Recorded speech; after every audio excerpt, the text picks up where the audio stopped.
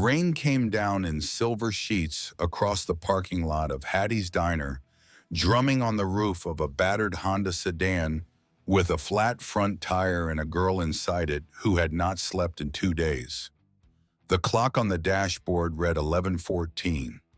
The neon sign above the diner buzzed in the wet air. The letter U burned out, leaving the word open, looking like a tired eye that could not quite stay awake.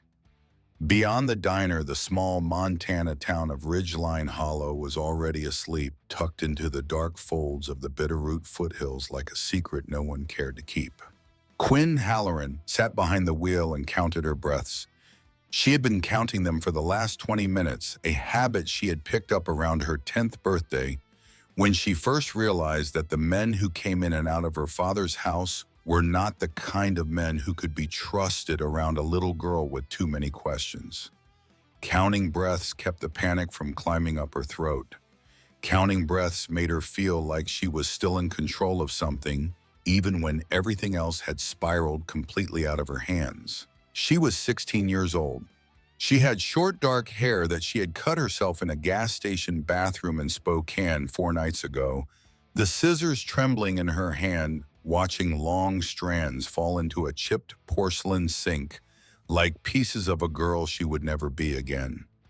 She wore an oversized leather jacket that had belonged to her Uncle Briar before he died of a heart attack on a stretch of highway outside Boise, and a pair of combat boots that were soaked through to her socks.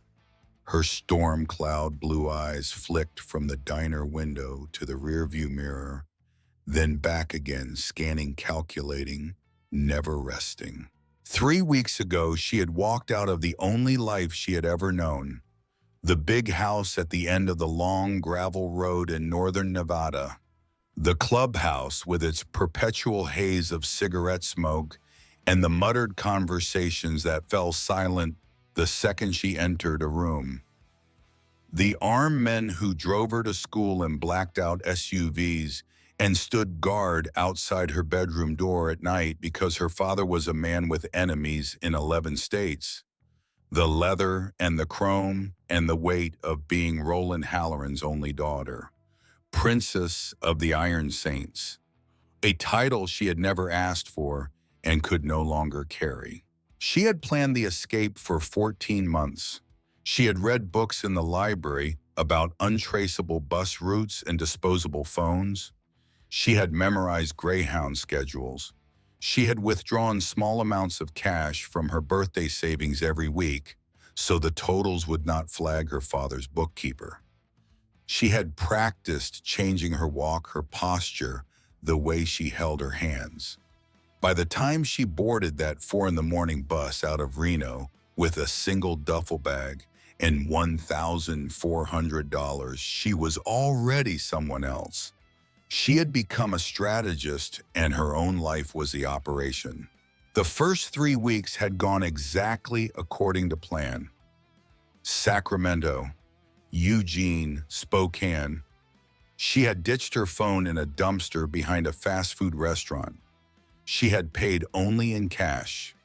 She had avoided all surveillance cameras she could spot, kept her hood up around the ones she could not.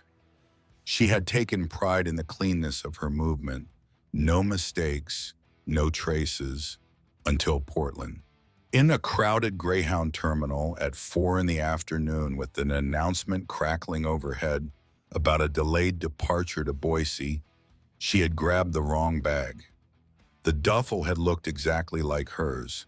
Same black nylon, same lack of name tag, same generic shape that 1,000 travelers carried through 1,000 bus stations every day. She had not realized her mistake until she was 2 hours south, sitting in the cab of a logging truck driven by a quiet woman named Hester, who had asked no questions and demanded no answers. When Quinn unzipped the bag in the rest stop bathroom outside Ben, the world tilted and never came fully upright again. Indeed, were bundles of $100 bills wrapped tight in rubber bands stacked in neat rows like bricks in a small black wall. She did not count it. She did not need to. She knew the weight of money. She had grown up watching it move through her father's hands. There was at least $200,000 in that bag, maybe more. And taped to the inside lining with strips of clear packing tape was a small black flash drive in a plastic case, the kind you could buy at any office supply store for $9. She had stared at it for a long time. Her hands had begun to shake, and she had hated her hands for shaking. She had grown up in the shadow of the outlaw world. She had seen men pass envelopes under tables. She had heard the codes they used when they did not want a child to understand. She knew with the deep instinctive certainty of someone raised among predators that she was holding something that could get her killed. She had zipped the bag shut. She had not plugged in the flash drive. She had thanked Hester, climbed out at the next gas station, and walked into the rain with the bag over her shoulder, knowing that the moment she had picked it up at that Greyhound terminal, the timer on her quiet new life had started ticking. Whoever owned that money would be looking. They would trace the bag to the bus. They would find the manifest. They would find Hester. And then they would find a girl with short dark hair and a leather jacket 2 sizes too big. 3 days later, the timer ran out. She sat in the Honda now, watching the diner through the rain, and tried to think. $23 in her wallet, a flat tire, a bag full of secrets, and no one in the world she could call. Not really. There was one number memorized, never dialed, that she had sworn she would only use if the world was ending. But the world was not ending yet. The world was just narrowing slowly, and the walls were coming in. She forced herself to breathe. In for 4, hold for 4, out for 4, count. Inside the diner, a single figure moved behind the counter. A boy. He was tall and thin with shaggy brown hair that fell over his eyes in a way that looked accidental, but was probably deliberate. He was wiping down a coffee maker with a rag that needed its own washing. There was an old man in a corner booth, white-haired, working slowly through a slice of pie. The diner was warm and yellow and small, and through the glass it looked like the kind of place that did not exist anymore in most parts of the country. A relic, a pocket of stillness. Quinn assessed the old habit, threat or non-threat. He was not paying attention to the parking lot. He had not noticed her car. His shoulders were rounded, the posture of someone used to being looked past. His hands moved with the absent rhythm of a worker who had performed the same motion 10,000 times. No watch, no rings, a name tag that she could not read from this distance. Non-threat. She closed her eyes for a second. Then she pulled the hood of the leather jacket up over her wet hair, grabbed the duffel from the passenger seat, and got out into the rain. The bell above the diner door chimed with a small, tired sound. The boy looked up. His eyes flicked across her in the way a clerk's eyes flick across any new customer at 11 at night, but then they paused. Just for half a second. Long enough that Quinn registered it, long enough to mean something. She did not give it time to develop. She moved past him without meeting his eyes and slid into a booth at the back, the one that faced the door, and gave her a clear sight line to the hallway by the restrooms. She placed the duffel on the seat beside her against the wall and let her right hand rest on top of it. 2 exits, one front, one back. Old man in the corner, boy behind the counter, no other customers, no security cameras she could see. The light above the front door was bright enough to silhouette anyone coming in. She felt her shoulders drop a fraction of an inch. Not safe, never safe, but for the moment manageable. The boy came over with a menu and a glass of water. The menu was laminated and sticky, the corners curling with age. He set them down without comment. Black coffee, she said. Her voice came out lower than she meant it to. She cleared her throat. And fries, if you have them. We always have fries. The boy paused. He had a quiet voice. He did not look directly at her, which she found oddly the politest thing anyone had done for her in 3 weeks. Rough night. She looked up at him. She had not expected to be addressed. Most people in service jobs had learned to ask only the questions that produced tips. She studied his face for the half second she allowed herself. He had pale skin, a small scar on his chin from something old. His eyes, when they finally met hers, were a warm brown, and they were tired in a way that did not belong on a 17-year-old. Just passing through, she said, "Okay." He nodded once, no follow-up, no curiosity. He glanced at the front window where her crooked Honda was visible under the buzzing neon. "Your tire's flat." "I know, there's a jack in the back. I get off at 1. I can take a look." She studied him again. Longer this time. She was not used to being offered help without an angle attached. In the world she came from, every kindness had a bill stapled to it due on receipt. She tried to find the angle in this boy and could not. He was waiting, not anxiously, not impatiently. He was just waiting because he had said a thing and now her response was hers to give. "You don't have to do that," she said. "I know," and then briefly he almost smiled. It did not quite arrive. It was barely a movement at the corner of his mouth, but it was real. "Coffee'll be a minute." He went back behind the counter.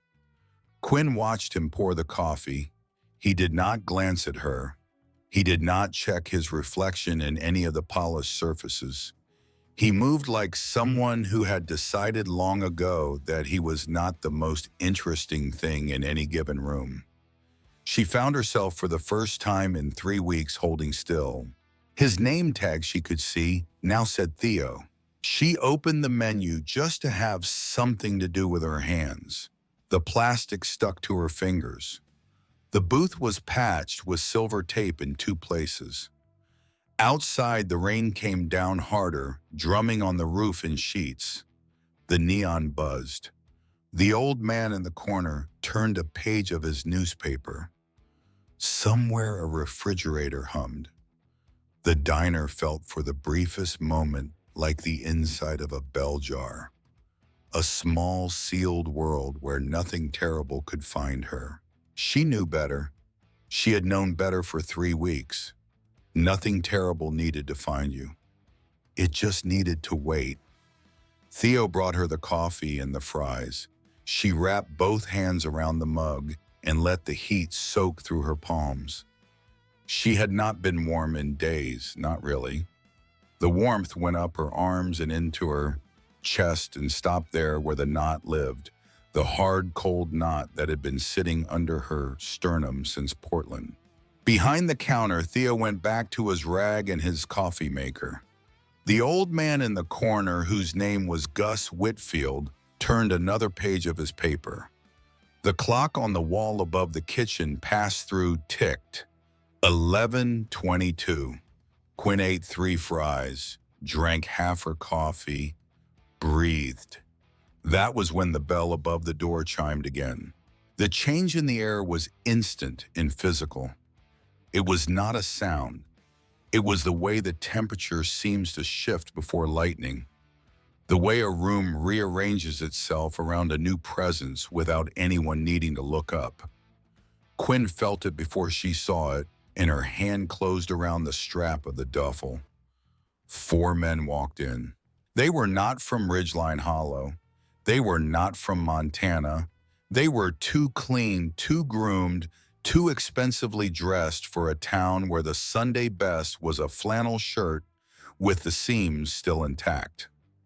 2 of them were thick across the shoulders, with the heavy-set look of men who broke things for money. The third was wiry and fast-eyed, his gaze raking the diner in a single nervous sweep. And the fourth was the one who pulled the air out of the room.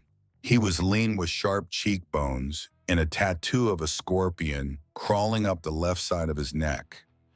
He wore a black jacket over a black shirt. His eyes were the color of wet slate, and there was nothing behind them. Not anger, not hate, not anything. Quinn had seen those eyes once before when she was 11 in a man her father had introduced her to, and then told her in a low, quiet voice in the car on the way home that she was never to be alone in a room with for any reason ever again. That man had disappeared from the club 6 months later. Quinn had never asked why. The fourth man's name was Cassian Rowe.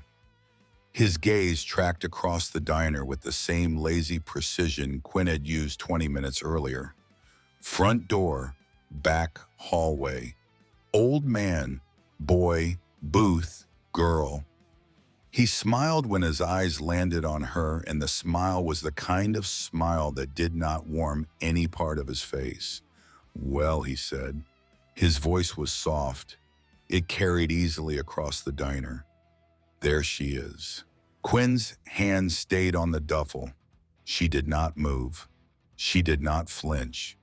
She had been raised by Roland Halloran. She had been taught at 6 years old that fear was a weapon that could be taken from you and used against you, and that the first rule of survival in their world was never to hand someone your weapon for free. But inside her chest, the hard, cold knot was unspooling into something hot and electric. Because she had thought somewhere in the back of her mind that she had a few more days, a few more towns, a little more time. She had not thought they would find her in a diner in a town nobody had heard of 3 weeks deep into a route she had planned for 14 months. That was not luck. That was not muscle. That was information. Someone had told them where she would be. She filed the thought away under the cold, steady part of her brain that had kept her alive so far, and she made herself look at Cassian Rowe and not flinch. "You're a long way from Reno, Rowe," she said. The wiry man behind Cassian glanced at one of the heavy-set thugs. The two heavy-set thugs spread out along the counter in a slow, practiced way, blocking the line to the front door. The wiry one drifted casually toward the back hallway. Quinn watched all of it without moving her head. She tracked it in her peripheral vision because she had been taught how. "You took something that doesn't belong to you, Halloran." Cassian's voice was almost gentle, almost regretful. "Mr. Whitlock's a patient man, but his patience has a budget, and you, sweetheart, have been blowing past the line items." "I picked up the wrong bag at a Greyhound station," Quinn said. She made her voice loud enough to carry. She wanted Theo behind the counter to hear. She wanted the old man in the corner to hear it was an accident. "I'll give it back. Send a courier. I'll mail it. Whatever you want." Mr. Whitlock would like to discuss that in person. I'm sure he would. Cassian's smile thinned. He took 2 steps toward her booth. He moved the way an animal moves when it knows the prey has nowhere left to run. Quinn could see his hands now, the long, thin fingers, and the small tremor in them that was not nervousness, but appetite. "Get up, Halloran," he said. "Bring the bag. Walk to the door. We're going to take a ride. We can do it the easy way or we can do it the hard way, but we are doing it. I'm not getting in a car with you. You don't have a choice. There's a man in the corner with a phone and a sheriff's station 6 blocks east." She said it loudly. "You want kidnapping on your sheet too? Or just the rest of it?" Cassian's smile slipped fully off his face for the first time. His dead eyes narrowed. He was unaccustomed to being talked back to. He was especially unaccustomed to being talked back to by a 16-year-old girl in a soaked leather jacket 2 sizes too big. "Last chance," he said. "No." The word landed in the diner like a stone dropped down a well. Cassian moved. His hand shot across the table with a speed Quinn had not fully prepared for. His fingers closed around her wrist, and the grip was not human. It was wire and bone and intent. Pain flared up her arm. Her coffee cup tipped.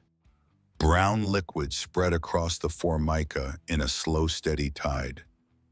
I wasn't asking. Behind the counter, Theo Vance had stopped breathing.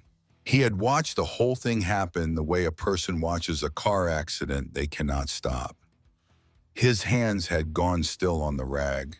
His eyes had moved from the four men to the girl, to the door to the back hallway, and back again, and he had felt his blood go cold in his veins because he had known, with a certainty that came from somewhere older than thought, that these were not men who made empty threats. His mother's voice was in his head. It had been there for as long as he could remember. Stay out of trouble, Theo. Keep your head down. Heroes end up in hospitals or worse. We can't afford either. His mother was Marlene Vance. She was 41 years old and she looked 60. She worked nights at the laundry in the hospital, feeding sheets and gowns through machines that hissed steam and rumbled like distant trains, and she worked days cleaning houses on the east side of town, scrubbing bathrooms and mopping floors for people who left cash in envelopes on the counter and never bothered to learn her last name. She had raised him alone since he was 9, since the morning his father climbed into the family's Chevrolet Impala and drove away without a goodbye. The car had come back 6 months later, abandoned on the lawn with a blown transmission. His father had not come back with it. Theo had been trying to fix the Chevrolet ever since. Marlene had taught him 1,000 things, but the loudest one, the one she repeated like a prayer, every time he walked out the door for the diner, was this: don't be a hero, baby. The world is full of heroes in the ground. He looked at the girl in the booth. He looked at the man with the dead eyes who was crushing her wrist.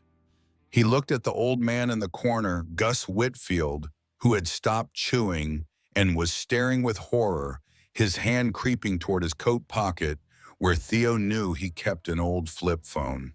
He looked at the back office where his own phone sat charging by the cash register. The smart play was the back office. The smart play was the door. Lock it. Call for help. Hide behind the fryer. Then the girl turned her head and her eyes met his. It was a quarter of a second, maybe less. She did not plead. She did not signal. She did not ask for anything. There was no fear in her eyes that he could see, only a flat, measured calculation, the look of someone running out of variables. And under that, something else, a kind of acceptance, the look of someone who has already decided somewhere private that she is not coming back from this. Theo Vance, who had never thrown a punch in his life, who had been told 1,000 times to keep his head down, who weighed 154 pounds in wet clothes, vaulted the counter. He had imagined the move on slow nights. Hands on the formica swing, the legs over land. He had never tried it. His left foot caught the edge of the coffee maker, and a glass pot crashed to the floor in an explosion of brown liquid and shards. He stuck the landing. He came up with the dish rag still in his fist. He put himself between Cassian Rowe and the booth. Let her go. His voice cracked on the second word. He did not care. Let her go. Cassian Rowe stared at him for a long second. Then he laughed. It was a dry sound like paper tearing. The bus boy wants to play. He released Quinn's wrist. He turned the full weight of those dead eyes on Theo and stepped close enough that Theo could smell his cologne, expensive and cold. Theo did not step back. He could feel his own heartbeat in his teeth. Go pour some coffee, kid. No. I'm calling the sheriff, Gus Whitfield shouted from the corner. His old voice was thin but loud. He was on his feet now, flip phone in his hand, fingers shaking too badly to hit the buttons. That was the trigger. Cassian moved. He pulled a collapsible baton from inside his jacket and flicked it out with a hard metallic snap. The sound alone was a promise. He swung it at Theo's head. Theo got his left arm up. The baton caught his forearm with a crack that traveled up into his shoulder blade. White heat. He felt something give in his arm, but he did not go down. Adrenaline raw and animal surged into him like he had grabbed a live wire. He shoved Cassian hard, two-handed with a strength that surprised them both. Cassian stumbled. "Get him!" Cassian snapped at his men. "Run," Theo said to Quinn without looking at her. "Back hallway, go." Quinn was already moving. She grabbed the duffel and slid out of the booth low. The wiry man at the back hallway pivoted to cut her off. One of the heavy-set thugs lunged for her from the side. Theo intercepted the heavy-set one. He hit the man with his whole body, more an act of collision than combat, and they crashed into a four-top, sending salt shakers and ketchup bottles flying. Theo swung wildly. He caught the man on the jaw with a punch that came from nowhere he had ever practiced and landed by sheer mathematics. The thug stumbled, more startled than hurt, but there were four of them, and Theo had never been in a fight in his life. A fist took him in the ribs. A knee took him in the thigh and his leg went numb. He kept swinging.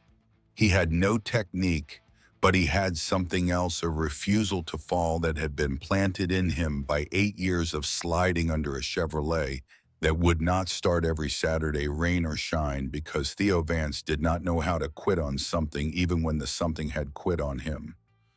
Quinn did not run. She could have. The hallway opened for her when the wiry man rushed to help his friends with Theo. 3 weeks of training had told her that the first rule of survival was to take the exit when the exit appeared. She was good at running. She'd been running for 3 weeks. She watched a skinny kid she had known for 15 minutes get hit twice for the crime of standing up for her. She made a decision. She grabbed the heaviest thing within reach, which was a glass ketchup bottle, the old-fashioned kind, full and unopened. She gripped the neck two-handed. She swung it with all her weight at the back of the nearest thug's skull. It did not break. The bottle hit with a wet thud that ran up her arms, and the thug went straight to the floor like a sack of cement. Theo turned at the sound just for a fraction of a second. That was when Cassian Rowe came in from the side with the knife. The baton was gone. In its place, a 6-inch switchblade, matte black, the blade catching the fluorescent light. Quinn saw it first. "No," she said. The word came out of her like a tearing of cloth. Theo turned. Too late. The blade went in just below the ribs on the left side. It went deep. Quinn heard the sound it made. She would hear it for the rest of her life. It was wet and intimate, and it was the sound of something happening that could not be unhappened. Theo gasped. Air left his lungs in a single startled rush. He looked down at the knife and at Cassian's hand on the handle, and his expression was not pain. It was confusion. It was the face of a body that had not yet finished telling the brain what had occurred. Cassian pulled the blade free. The blood came after. Theo went to his knees. Then he went to his back. The diner floor was cold. He could feel it through his shirt. He could see the fluorescent light above him flickering, and he could see in his peripheral vision the girl with the storm cloud eyes lunging toward him. Cassian kicked him once in the chest in absent, brutal motion. Theo's head bounced off the tile. "Stupid kid," Cassian said. Sirens, far off, closing. Gus Whitfield had finally hit the right buttons. "Cops," the wiry man hissed. "Cassian, we go." Cassian looked at Quinn. He looked at the boy on the floor. Something almost like satisfaction passed through the dead slate of his eyes. "This isn't over, princess." He pointed at her with the bloody blade. "Tell your daddy we are coming for the bag and for everything else." They bolted. Front door, black SUV in the lot, tires screaming, gone before the sirens had risen above the rain. The silence that followed was worse than the noise. Quinn was on her knees beside Theo before the sound of the SUV had fully faded. She did not think. Her hands moved on training that had been planted in her by men she had spent her life trying to leave. She tore off the leather jacket. She balled it up. She pressed it into the wound under his ribs with both hands, and her full weight the way Doc Halligan had shown her once in a kitchen in Reno with another boy bleeding on another floor. "Stay with me." Her voice was low and even. "Stay with me, Theo. Look at me." Theo blinked. His eyes drifted to her face. He coughed and pink froth flecked his lips, and Quinn knew without anyone telling her that the blade had gone deep enough to find lung. "You're okay," he whispered. "Yes, they didn't take you." "No, they didn't, because of you." He tried to smile. The smile was crooked and pale, and it broke something in her chest that she had not known could break. "Good," he breathed. "That's good." His eyes rolled back. His body went slack under her hands. Gus Whitfield was beside her now, knees down on the bloody tile, pressing a stack of diner napkins into the wound alongside her hands. His face was the color of paper. His hands were trembling, but he kept the pressure.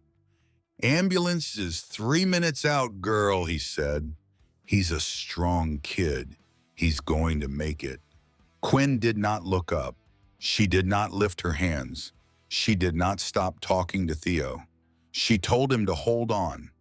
She told him the ambulance was coming. She told him she was not going to let him go.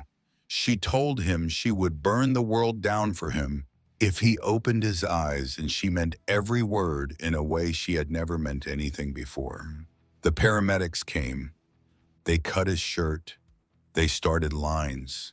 They moved with the speed that meant there was no time to be careful. They loaded him onto a stretcher, and the doors of the ambulance slammed shut, and the lights went on, and they were gone. Quinn stood up. Her knees were dark with blood. Her hands were red to the wrists. The leather jacket was a dark, sodden rag at her feet. She looked around the diner at the broken glass and the spilled condiments and the slow-spreading pool that was already drying at the edges, and she made herself breathe. In for 4, hold for 4, out for 4. A deputy was talking to her. She could not hear him. She picked up the duffel. She walked out of the diner into the rain. She did not have a car. The Honda still sat in the lot with its flat tire useless. She walked 2 miles in the rain along the shoulder of the highway, the duffel over her shoulder, her boots filling up with water. Patrol cars passed her going the other way, lights blazing. She did not flag them down. She walked because she needed the time to think. 3 weeks of running, 14 months of planning. All of it broken in a 5-minute span by a man named Cassian Rowe who should not have been able to find her. Someone had told them where she would be, someone with access to her movements. She tasted copper in her mouth and realized she had bitten the inside of her cheek hard enough to bleed. Ridgeline Hollow County Hospital was a small brick building on the east edge of town, 2 stories, 40 parking spaces. It was not built for what had just been wheeled through its doors. The emergency room had 2 bays. The surgical suite was set up for appendectomies in broken arms.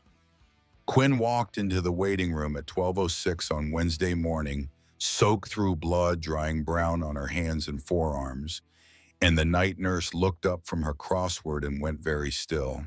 "Honey," the nurse said slowly, "are you hurt?" "Not me. Sit down. I'm going to get you a blanket." "I don't want a blanket. I want to know if he's alive."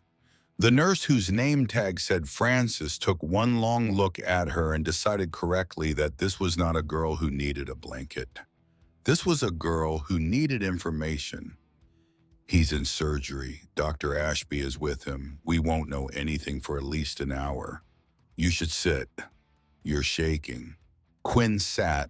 She set the duffel between her feet and rested her hands on top of it because it was the only thing in her possession that mattered now, and because she needed her hands to be doing something or she was going to start screaming. She breathed. In for 4. Hold for 4. Out for 4. Then she did the thing she had sworn she would never do. She reached into the inside pocket of the ruined leather jacket she was still half wearing and pulled out a cheap prepaid phone. She had bought it in Eugene. She had charged it. She had never used it. There was one number programmed into it.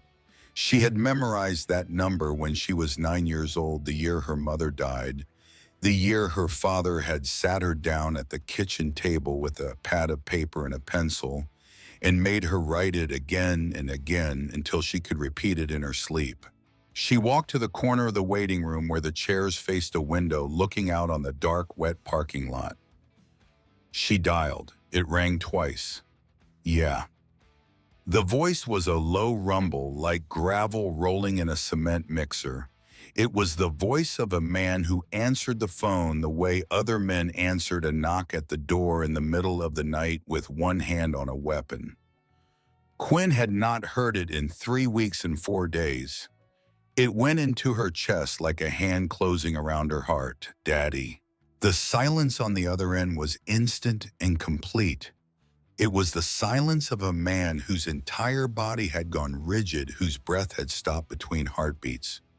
3 weeks of searching, 3 weeks of phone calls and contacts and threats whispered in dark rooms across 11 states. 3 weeks of his only daughter being a ghost. And now her voice, Quinn. He said her name like a man saying a prayer he had stopped believing in. Are you hurt? Where are you? I'm not hurt. Where are you? Daddy, listen. Tell me where you are. Listen to me first. He breathed. She heard him breathe. She heard faintly the sound of boots on concrete. He was already moving. I'm in Ridgeline Hollow, Montana. There's a hospital. They found me, Daddy. Cassian Rowe and 3 of his crew. They came into a diner where I stopped. Tonight, are you? I'm not hurt. A boy is. He works at the diner. He's 17. His name is Theo Vance. He stepped in front of me. He took the knife. He's in surgery right now, and the doctor told the nurse 40%. He doesn't know who I am, Daddy. He doesn't know who you are. He just saw a girl in trouble and he stood up. He bled for me.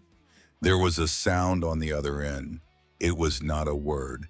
It was the sound of a man with a sledgehammer voice trying to keep his voice from cracking. What do you need? I need you to come. I'm already moving. Daddy, I need you to come the right way. What does that mean? It means you come for him, not for me. You come because a boy is dying for doing the right thing, and you come within the law. No rivers, no ditches, no men who disappear in the woods. You come right or you don't come at all. The pause was long. She could hear him breathing. She could hear in the background voices, men speaking in low, fast tones, a door slamming, an engine kicking over. You don't give me orders, Quinn. I'm not giving you an order. I'm asking you to be the man I used to believe in.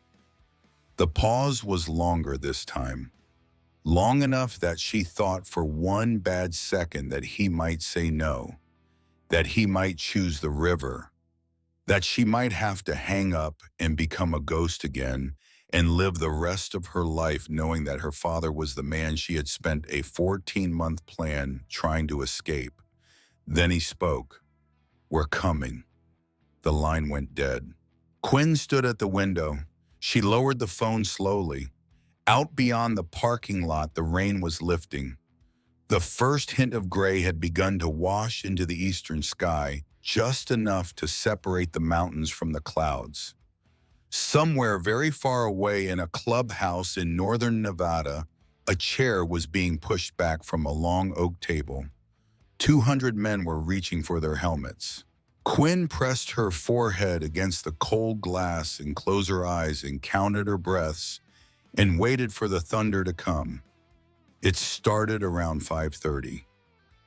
Deputy Carla Mendez was parked on the highway just inside the town, lying drowsy, half asleep, the radar gun loose in her lap when she felt it.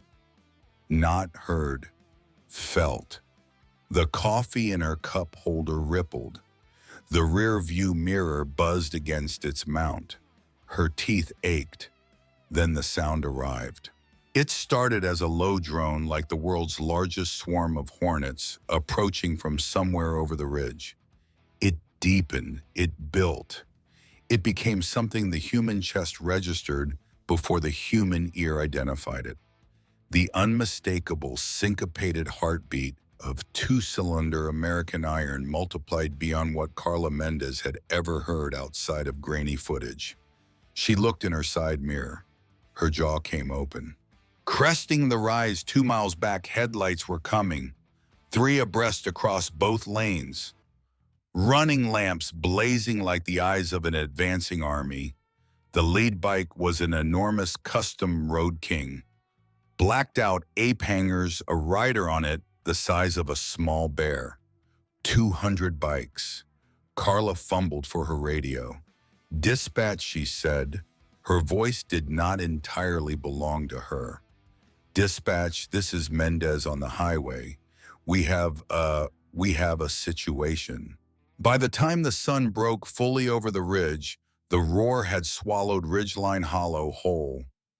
Citizens waking for their early shift parted their curtains and saw a river of black leather and chrome rolling down Main Street, shaking the autumn leaves loose, rattling the windows of the hardware store, drowning out the bell of the church on Ash Avenue. The river turned onto Cedar Street and headed for the hospital.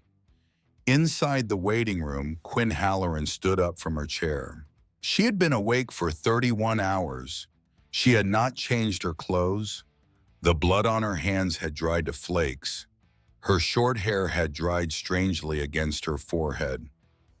Marlene Vance, who had arrived at 3 in the morning in a coat thrown over a nightgown, had fallen asleep finally in the chair beside her, a rosary slack in her open palm. Quinn walked to the window. The glass had begun to vibrate. She could feel it through her palm when she pressed her hand against it. She could feel it through her boots. The pictures on the waiting room walls were trembling in their frames. From the nurse's station behind her, she heard Francis say very quietly, "Oh, sweet mercy." They came around the corner 3 abreast. 200 bikes. They filled the parking lot. They spilled onto Cedar Street. They lined up along the sidewalks in formations that had clearly been rehearsed in some faraway gravel lot generations ago and never forgotten. At the front, the Road King killed its engine. A wave of silence rolled backward through the column as engine after engine cut out 200 motors going still in a single coordinated breath. The man on the Road King dismounted. He was 6'4". He had a beard the color of iron filings and arms thick as oak limbs covered in ink that told stories. He took off his helmet. He hung it on the bar. He walked toward the sliding glass doors of the hospital with the slow, deliberate stride of a man who had crossed half a continent in a single night and had not slept in 3 weeks. Behind him, 200 men dismounted in unison and stood and waited, arms folded, faces unreadable. The door slid open. He came into the waiting room and the air changed the way it had in the diner the night before. Only this time the change felt different. This time it felt like weather. He filled the doorway. He stopped. He looked across the room and his eyes found his daughter. And for one moment, he was not Roland Halloran. He was not Ironhide. He was not the president of the Iron Saints. He was a father who had not slept in 3 weeks, who had torn the western half of the country apart with his bare hands looking for one girl, and had now found her at last alive, standing on her own feet in a waiting room in a town he had never heard of. Daddy, Quinn said. She did not run to him. She had promised herself somewhere on that 2-mile walk in the rain that she would not be a little girl when he arrived. She would not collapse into his arms. She had built something on that walk, something that had not yet finished cooling. She needed him to see it. He crossed the room in 3 strides anyway and wrapped her up in his arms. For 1 second, she let him. He smelled like leather and gasoline, and the faint trace of the cologne her mother had given him for Christmas 13 years ago, and that he had never stopped wearing. He held her so tight she could not breathe. She could feel him shaking. The mountain was shaking. Then she put her hands on his chest and pushed gently and stepped back. "I'm okay," she said. She made her voice steady, but he's not. She looked past her father to where Marlene Vance had jolted awake at the noise and was now standing pressed against the wall, the rosary clenched in her white-knuckled fist, staring at the man who filled the doorway like she was watching a wildfire walk into her living room. "Room 304, Quinn said. "His name is Theo Vance. He's 17. The doctor said 40%. "That's his mother." Roland Halloran's eyes went to Marlene. Then slowly the president of the Iron Saints, a man wanted for questioning. In 11 states, a man who had once put a state senator's car keys in a blender on live closed-circuit television walked across the waiting room to a small woman in a coat thrown over a nightgown and went down on one knee on the scuffed linoleum floor. "Ma'am?" His voice was a rumble, but it was gentle. "My name is Roland Halloran. Your son saved my little girl's life last night. There is no debt I can pay that equals what he did. But I want you to hear me say it. Your boy is under my protection now. He is under the protection of the Iron Saints, the men who did this to him." He stood up. The room got colder by 10 degrees. "We are going to find them," he said, "and the law will find them first." Marlene Vance opened her mouth to speak and could not. Quinn watched from across the room, and she saw her father for the first time in years on his knees in front of a stranger. And under the leather and the ink and the sledgehammer voice, she saw the man she used to believe in beginning slowly to come back. She had set the terms. He had met them. So far, the hardest part was still coming. By noon, the town held its breath and waited. The Iron Saints had settled over Ridgeline Hollow, the way occupying armies settle in old films, quiet, disciplined, unmistakably present.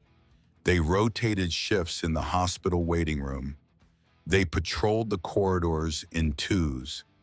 They held doors open for nurses. They said please and thank you at the cafeteria. They kept their voices low near patient rooms.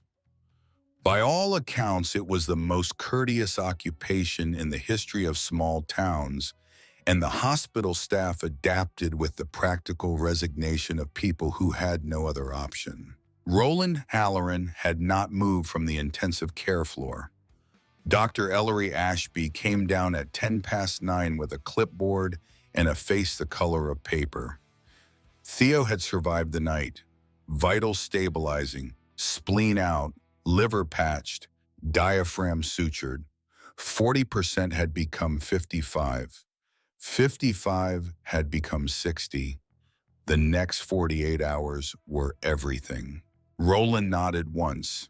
Then he turned to Booney, his sergeant-at-arms, a wiry man with a shaved head and a scar that ran from his left ear to his chin, and gave a quiet order. Within an hour, the Vance family's mortgage was paid in full. The utilities were on auto pay through a trust. There was a freezer's worth of food being delivered to the small house on Pine Street, where Marlene Vance had raised her son alone. Marlene Vance herself, when told, sat down in a chair in the hallway and cried without sound for 11 minutes. Quinn sat beside her and held her hand and did not say a word because she had learned somewhere in the last 3 weeks that the most useful thing you could do for a person in pain was not to fill the silence. Then Sheriff Dale Cottrell arrived with 2 deputies and a man in a brown suit, and the confrontation that followed was inevitable and one-sided. The man in the brown suit was Detective Harlan Pierce.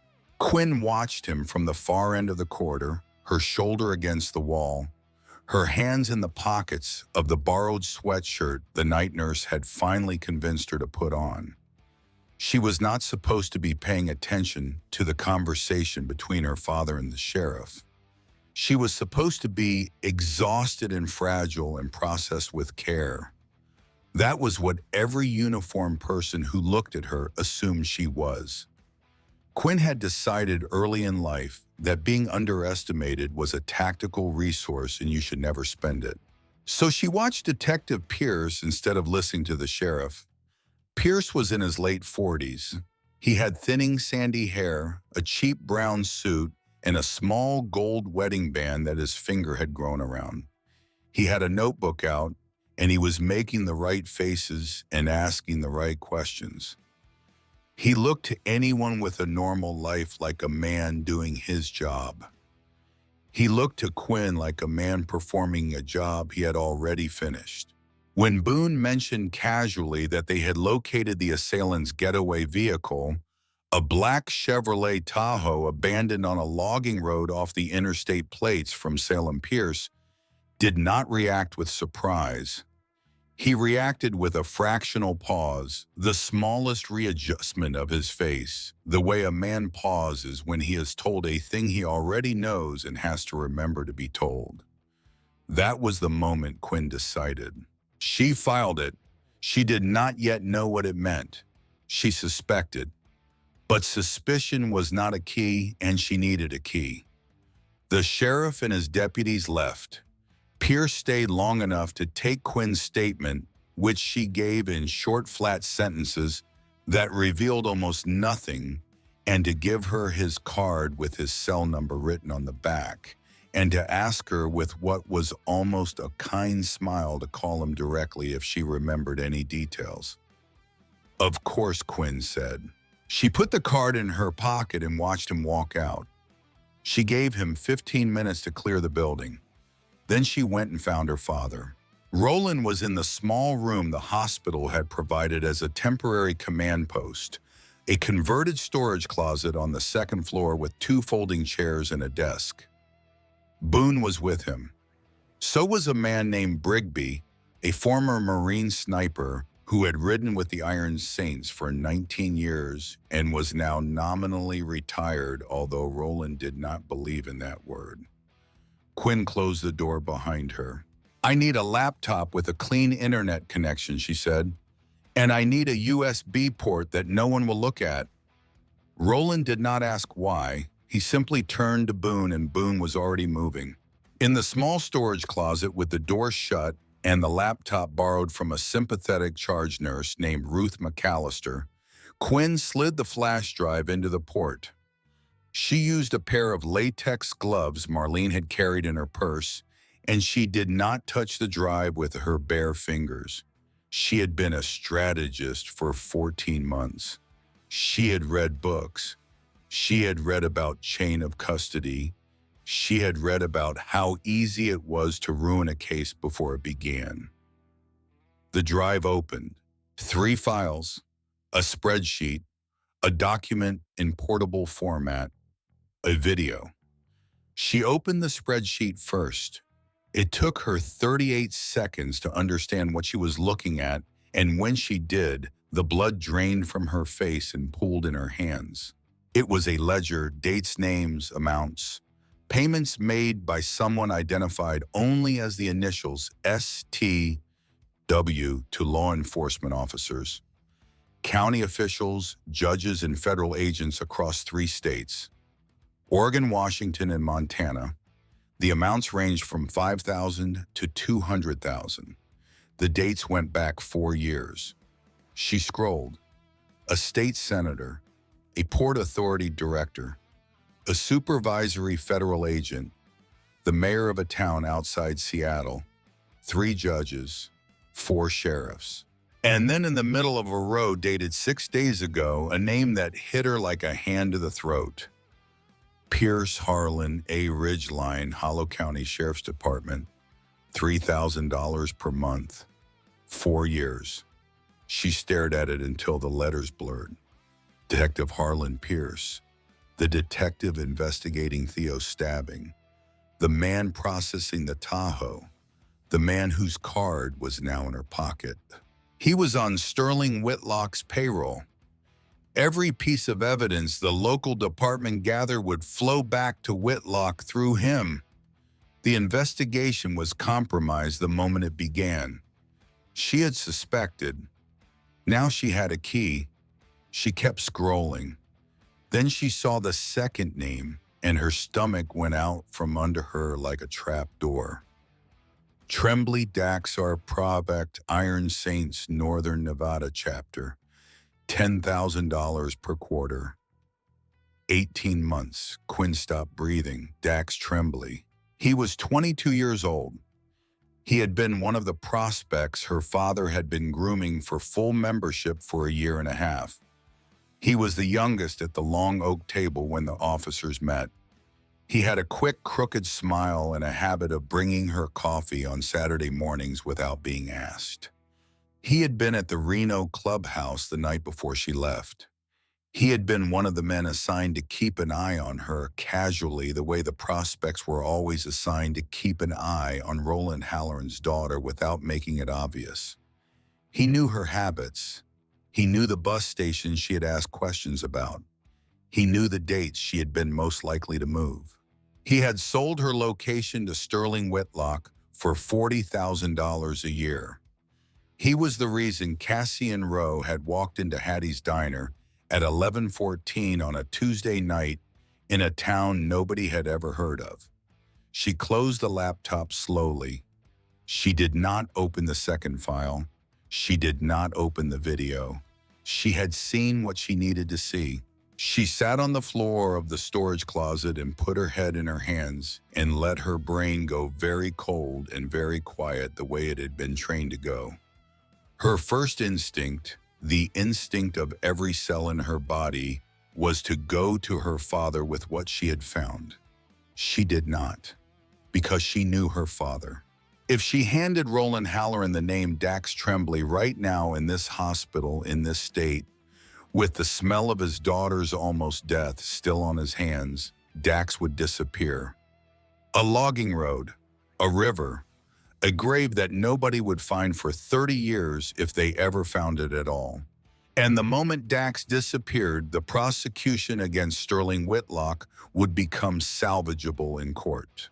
A defense lawyer would stand up and say simply that the chain of custody on the flash drive was broken, that the daughter of a known motorcycle club president had handled the evidence, that one of the alleged co-conspirators named in the ledger was in fact a member of that very club, and that he had vanished conveniently the moment his name surfaced.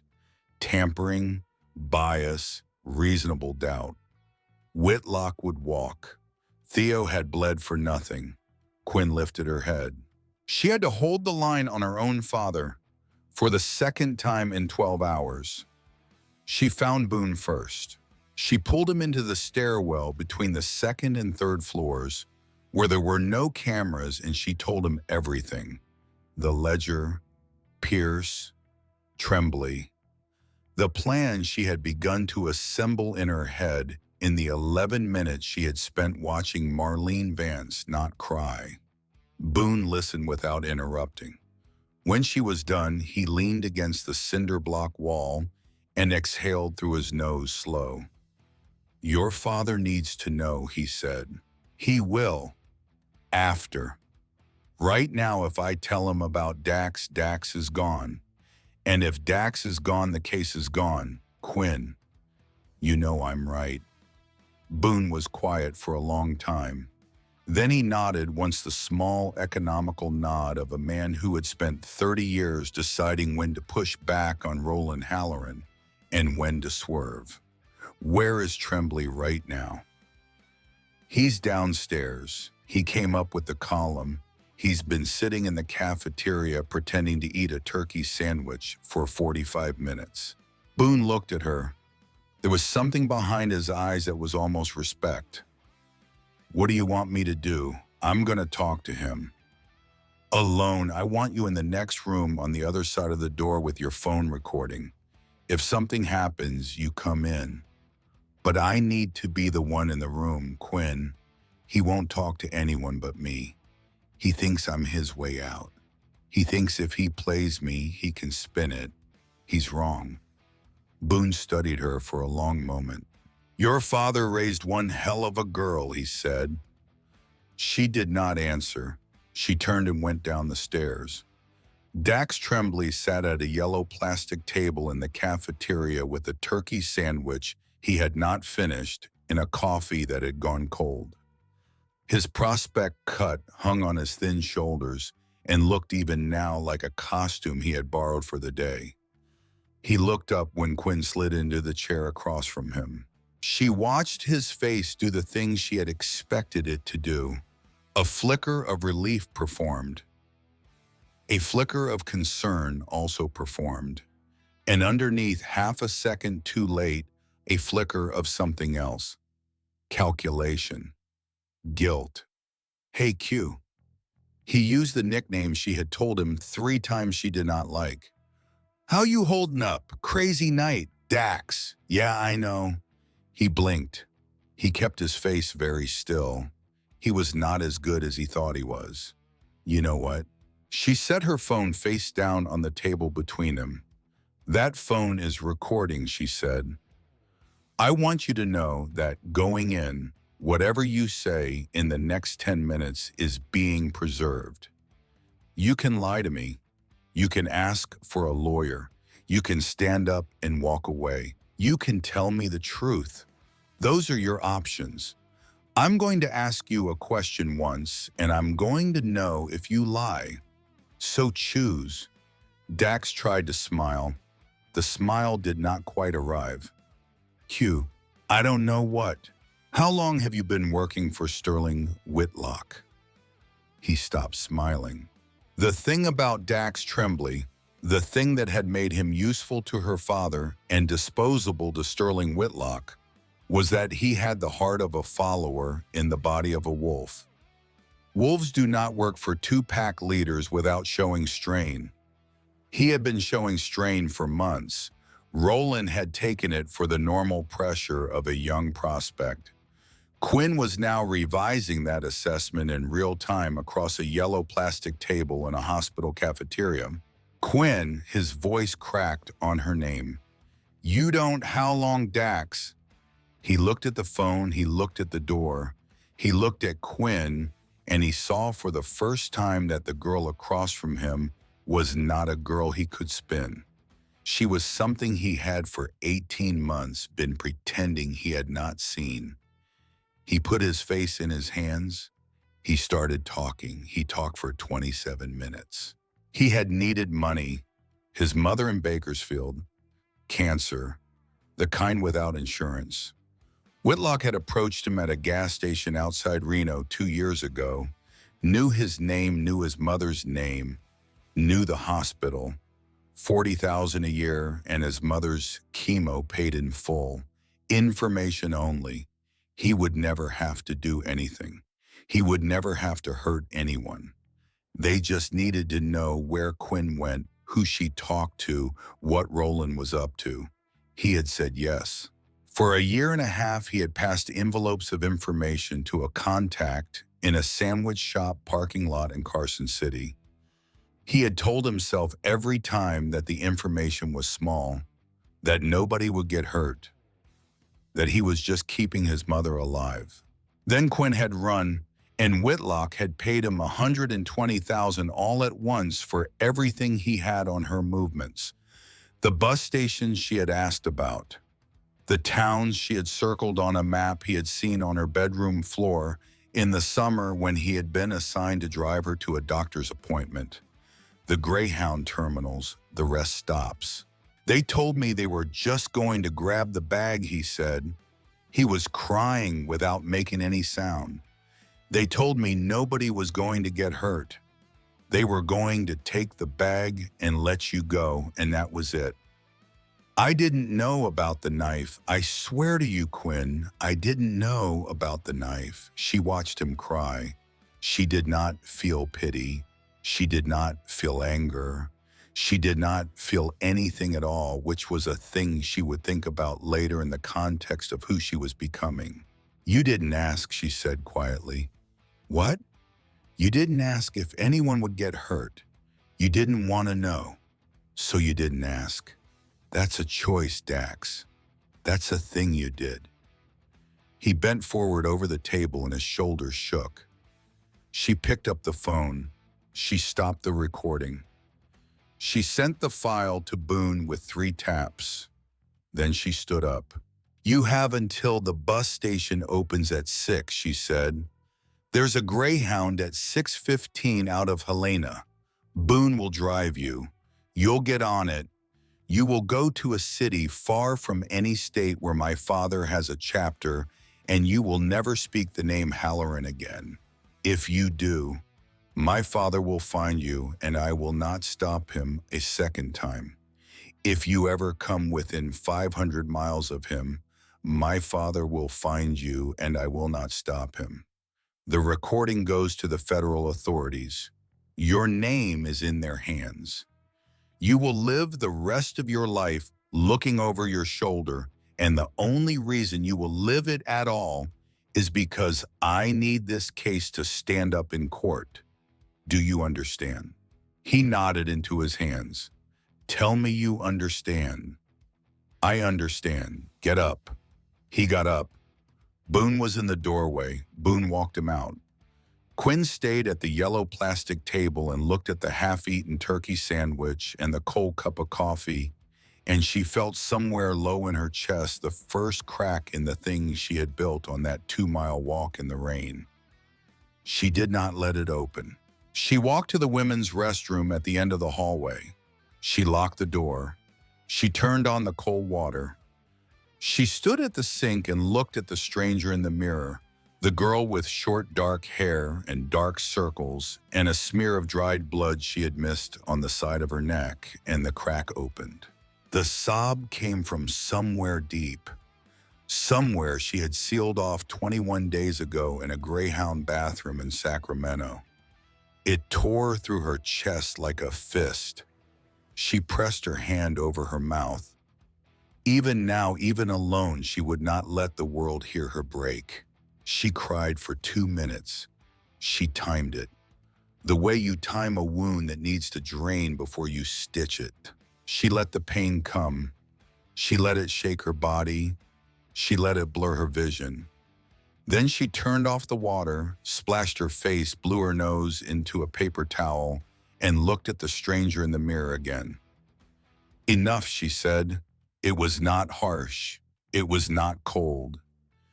It was the quiet command of a girl who had given herself permission to be human for 120 seconds and was now choosing again to be a fortress. She unlocked the door.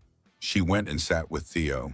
Theo's room was dim and cool and full of the soft, mechanical sounds of life support. He looked impossibly young against the white sheets, the lines, the chest tube, the monitor, with its steady green march of beeps. Marlene was asleep in the chair by the window, her rosary slack in her open hand. Quinn sat down on the other side of the bed and took Theo's free hand in both of hers. His fingers were cool. They warmed slowly. She told him very quietly what she had done. The recording, the bus, Pierce, the plan she was beginning to build. She told him she was going to fix this. She told him it would not be wasted. She told him she was sorry. He did not stir. The monitor kept its steady green count. She stayed there for 2 hours. She was leaving Theo's room at 4:18 in the afternoon when she heard the footsteps in the hallway. 2 pairs walking together. The footsteps were wrong. Hospital staff wore soft-soled shoes, sneakers, clogs. These shoes were hard. They clicked on the linoleum with the dry, crisp sound of leather. Italian leather, the shoes were polished. Quinn took 2 steps back into Theo's room and closed the door to a crack and looked through the gap. 2 men in scrubs were walking toward room 304. One was tall, broad in the shoulders. The other was wiry with a buzz cut in the lean, economical gait of a man who had carried a rifle for a living. Their scrubs were creased in the wrong places, the way cloth is creased when it has been folded in a package and pulled out an hour ago. Their badges were generic, the photograph slightly too small. The wiry one had a bulge at his right ankle that was the wrong shape for a sock. Cleaners. Whitlock had sent cleaners to finish what Cassie and Roe had started. Quinn moved fast. She woke Marlene with her hand over the woman's mouth. She put a finger to her lips. Marlene's eyes went wide. Quinn pointed at the bathroom in the corner of the room. She made the gesture for lock the door. Marlene did not ask. She got up and walked into the bathroom and the lock clicked. Quinn slipped out into the hallway. She walked toward the 2 men away from Theo's room, her phone in her hand, the camera on recording at hip height. "Excuse me," she said. She made her voice high. She made her voice young. She made her voice the voice of a teenage girl who was just one more annoyance in a long shift. "Are you guys the new orderlies?" The nurse said someone was supposed to come wheel my friend to the imaging room, but they haven't come yet, and his mom is freaking out, and I just need to know if it's like a thing or, Both men stopped walking. Up close, the disguise fell apart in a half-second. The scrubs were too clean. The badges were stock photos. The wiry one had a faded tattoo on the inside of his wrist that was visible above the cuff. A military insignia. 10 years out of date. The taller one smiled at her mom. The smile was professional. It was the smile of a man who had been told in a briefing somewhere in a hotel room 20 minutes ago that there might be a teenage girl in the area and to neutralize her if she presented. "Sweetheart," he said, "we're just here for room 304. Why don't you go sit with your friend's mom and we'll—" "Right, that's the room. Are you guys the orderlies?" The wiry one's eyes flicked to the taller one. A signal. Quinn felt the door at the end of the hallway open behind her. She did not turn. She did not need to. Brigby came down the corridor in 5 strides. 61 years old, 6'2", 240 pounds. A former sniper who had not lost a step in any of the things that mattered.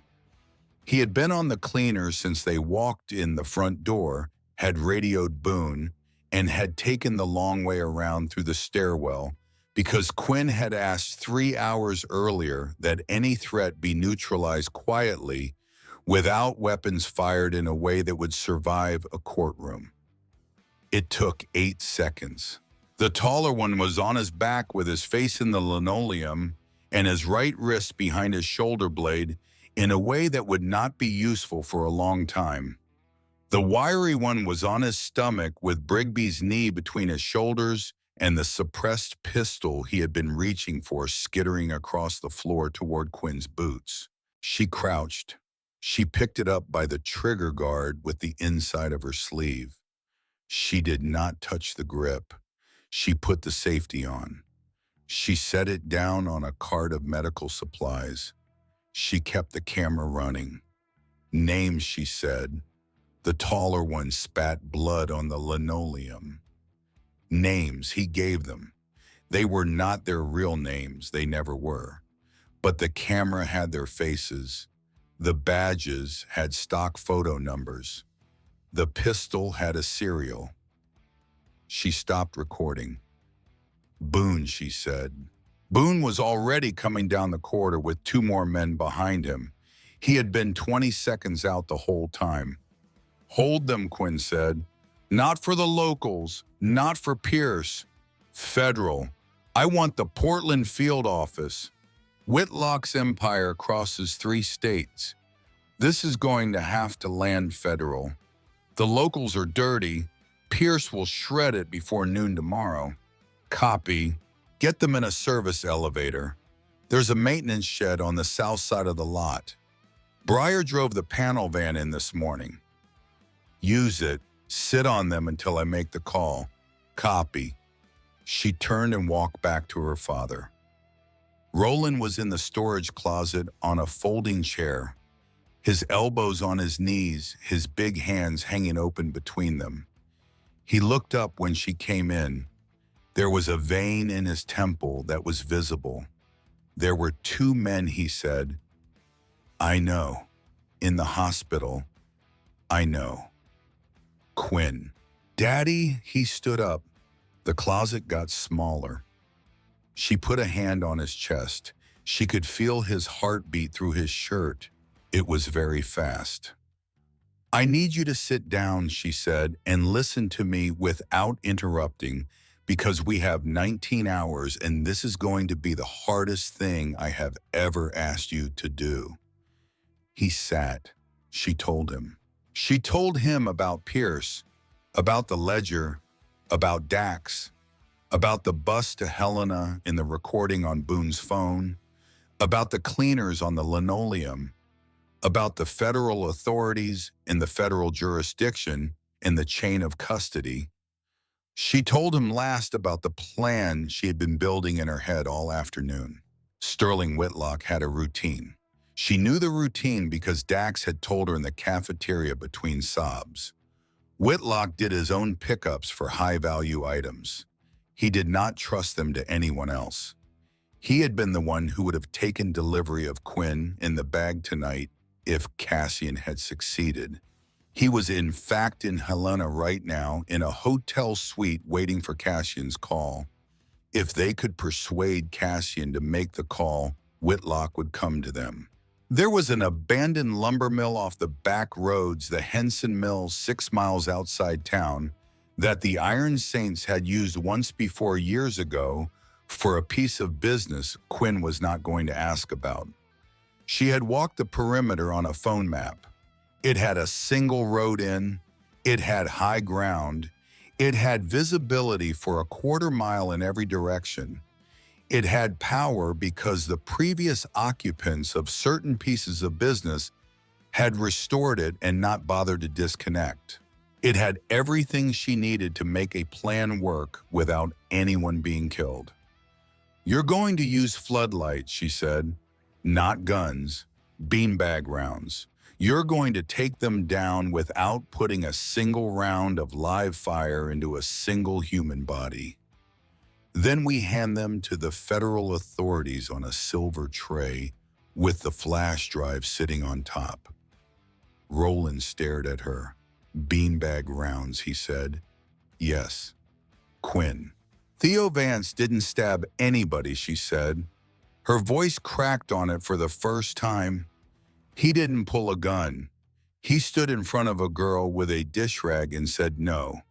And if you walk into that mill tonight with live rounds and you put Sterling Whitlock in the river, you betray every single thing that boy stands for. You make him the punchline of his own story. I will not let that happen. I would rather walk away and never speak to you again than let that happen. Roland's eyes were wet. He would deny it later. Beanbag rounds, he said. Beanbag rounds, non-lethal. Everyone goes home breathing.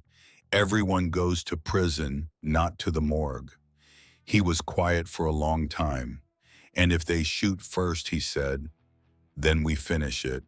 But they shoot first, not us. Fair. He put his big hand over hers on his chest. He held it there for a moment. He looked at her the way a man looks at a thing he has just seen for the first time, even though it has been in front of him all his life. "You are going to be a problem to somebody one day," Quinn, he said. "I'm planning on it." She left him in the closet and went down to the basement, where Boone and three of the nomads had brought Cassian Rowe up from the motel where he had been holed up 4 miles outside town. They had taken him without firing a shot. They had taken him without breaking the door. They had taken him in 15 seconds.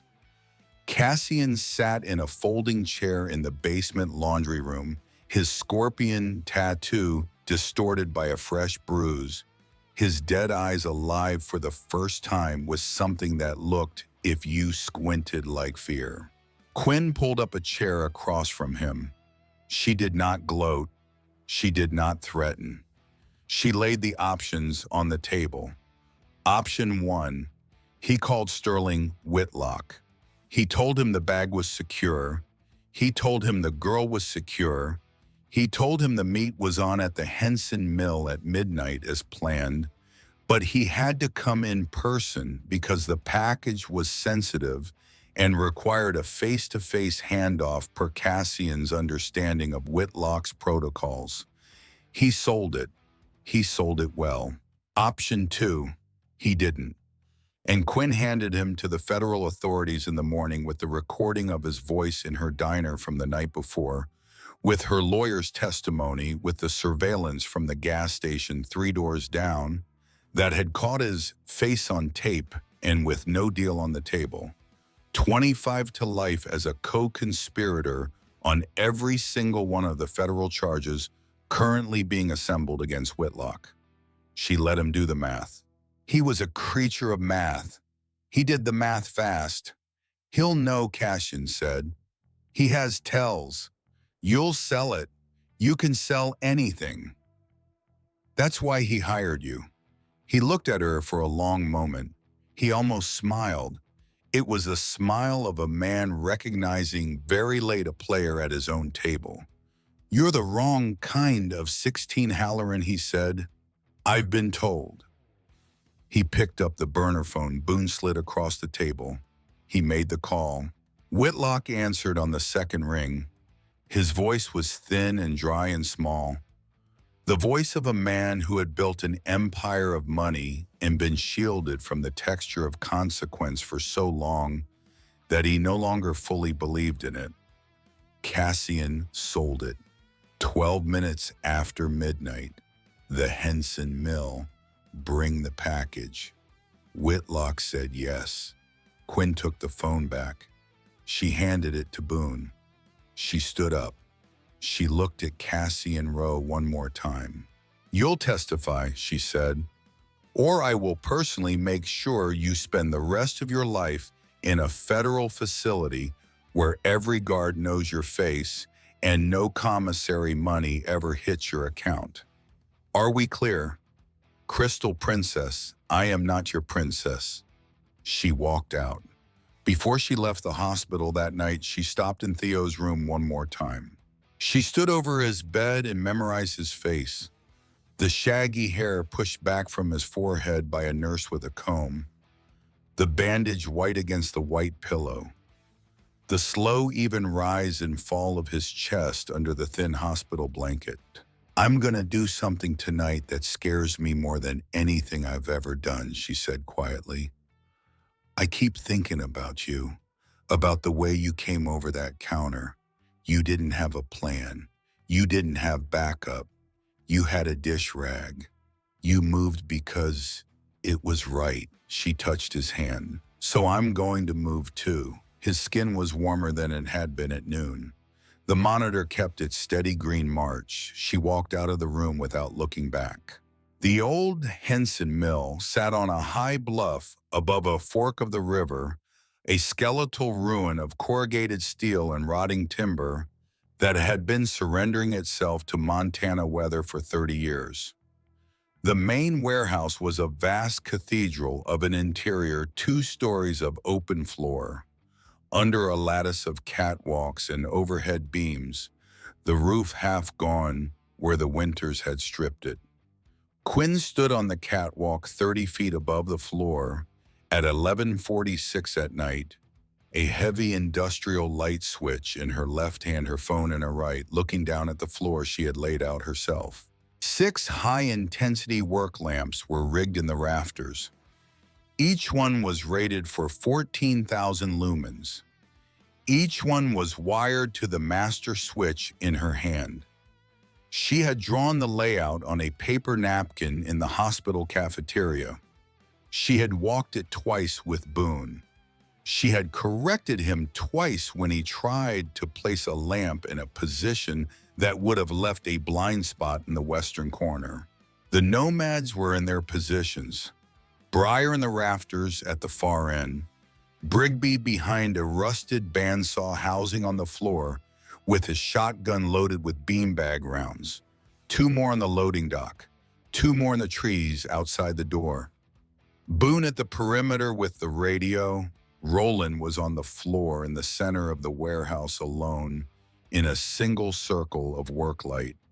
Cassian Rowe was tied to a folding chair behind him, gagged a bruise on his temple. Quinn crouched on the catwalk. The metal was wet with the rain that had been falling for an hour. Her hands were cold. She could feel her own heartbeat in her teeth.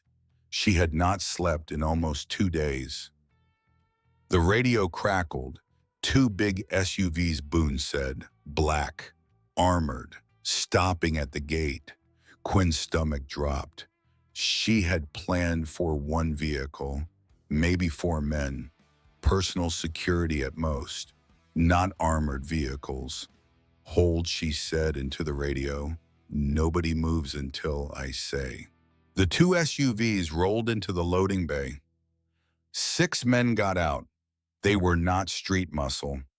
They moved with the fluid economy of men who had carried rifles for foreign governments.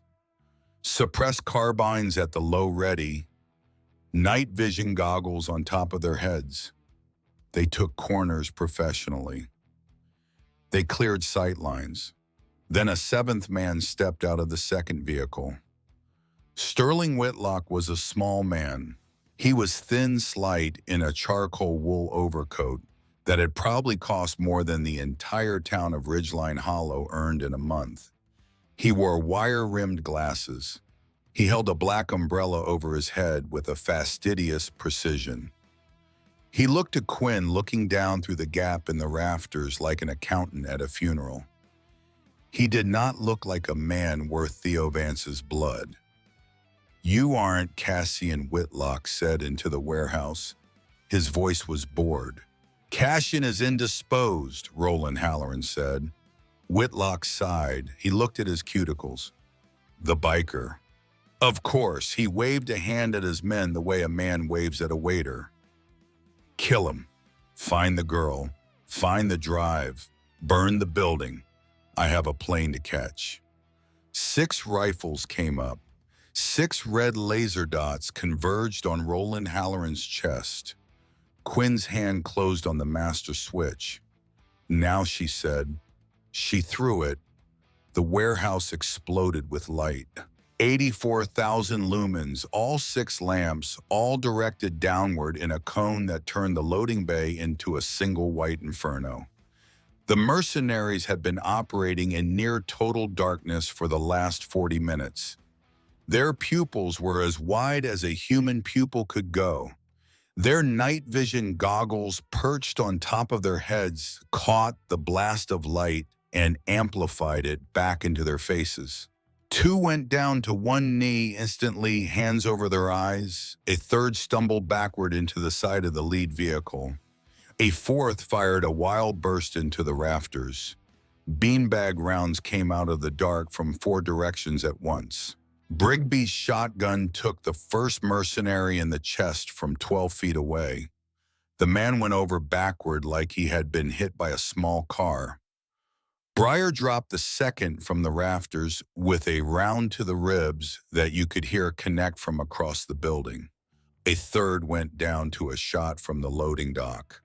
A fourth was already bleeding from the nose where the recoil of his own wild shot had snapped his rifle into his face. The two remaining mercenaries adapted. Combat veterans training kicked in through the shock. They dropped behind the armored vehicles and began returning fire. Their suppressed carbines made small, angry whispers. Rounds sparked off machinery, shattered the glass of one of the floodlights, sent debris singing through the air. Then from the shadows by the east wall, the sound Quinn had been dreading. A grunt, a short, hard, contained sound. The sound of a 61-year-old man getting hit and refusing to let himself shout.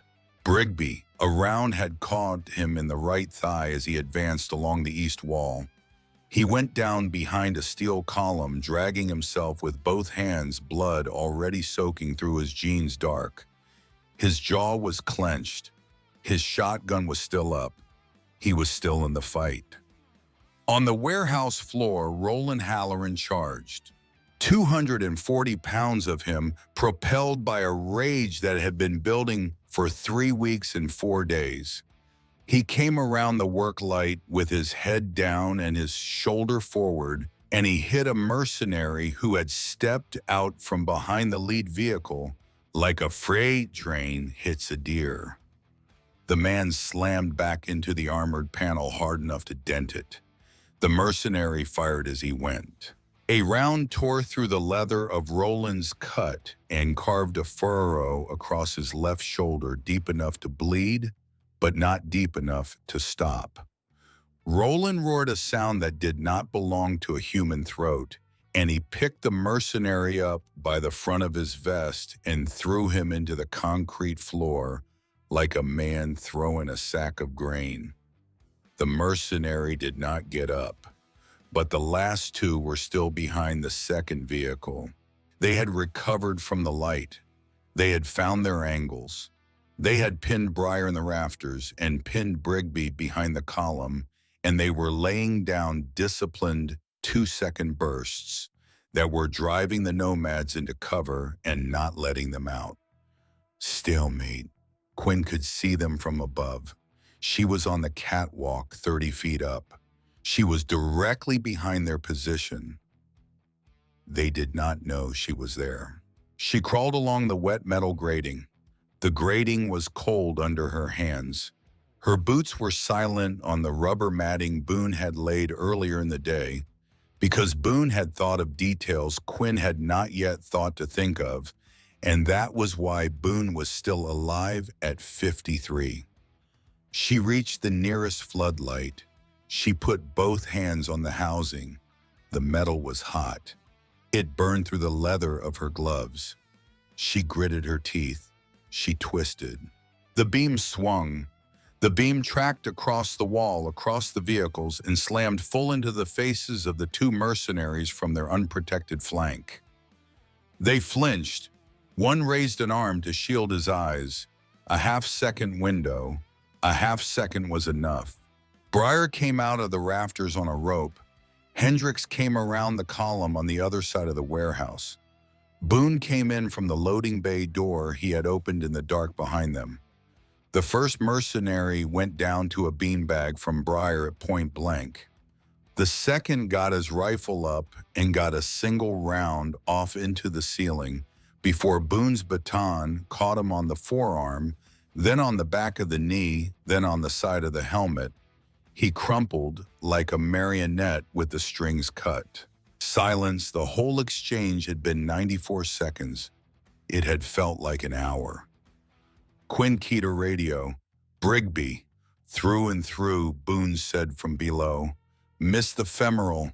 He's going to make it. He needs a hospital. Get him out. Take the cargo van now. Take Breyer with you for security. I want him in the emergency room before midnight. Copy.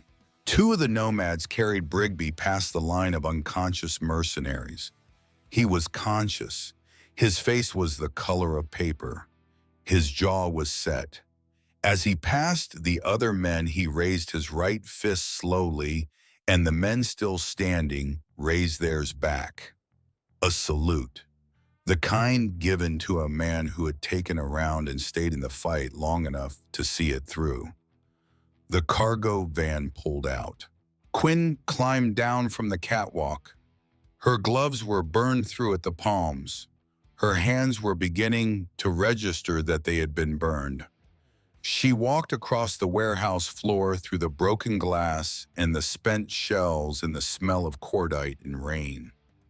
Roland was walking towards Sterling Whitlock. Whitlock had not moved. He had stood by the second vehicle through the entire 94 seconds, paralyzed, his umbrella gone, his glasses crooked, his expensive coat spattered with rain and concrete dust. He looked now like exactly what he was.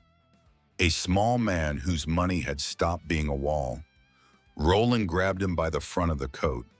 "You can't," Whitlock said. The word came out thin. "I have files. I have people. I have immunity arrangements with 3 quiet." Roland dragged him. Out the loading bay door, across the gravel, through the rain, to the edge of the bluff. The bluff dropped 80 feet to the river. The river was high tonight. It had been raining for 3 days. The current was a black moving thing under the rain, churning around the rocks at the base of the cliff, fast, cold, and different. Roland pushed Whitlock to the edge. Whitlock stumbled. He nearly went over. He caught himself on his hands and knees and looked down at the water and made a sound that was not a word. "Please." It came out of him, stripped of every pretense, every account, every shell company. The naked sound of a man who had finally encountered something his money could not buy a way around. "Please. Anything. Name a price." Boone stepped up beside Roland. He looked at the river. He looked at Whitlock. He looked at his president. "River's deep," Boone said quietly. "Current's fast. They'll find him in another state if they ever find him." Roland stood at the edge of the bluff. The rain ran down his face. Blood ran down his arm from the furrow the round had cut. He looked down at the man on his knees in the mud, the man who had ordered killers after his daughter, the man who had called her a line item, the man whose greed had put a knife in the side of a 17-year-old kid, whose only crime was that he had refused to be invisible at the wrong moment. The old Roland would not have hesitated. 5 years ago, 10 years ago, 15. The man who built the Iron Saints out of nothing in a long ago year with 8 other men and a code that ended in blood. That Roland would have already done it. The push, the fall, the rain washing the bluff clean. He thought about the river. He felt the gravity of it pulling at him, that old gravity, the math of an old life that had a number for every wound and a price for every loss. Then he heard footsteps behind him. Light, quick, sure. Quinn stepped out onto the bluff. She was soaked through. Her short hair was plastered to her forehead. There was a cut on her right palm from the floodlight, housing where the leather had given out, and the blood had run between her fingers and mixed with the rainwater. She was 16 years old, and she walked toward her father with the measured, deliberate stride of a person who knew exactly what she was about to say and exactly why. She stopped 3 feet from the edge. "Daddy." He did not turn. His jaw was a line.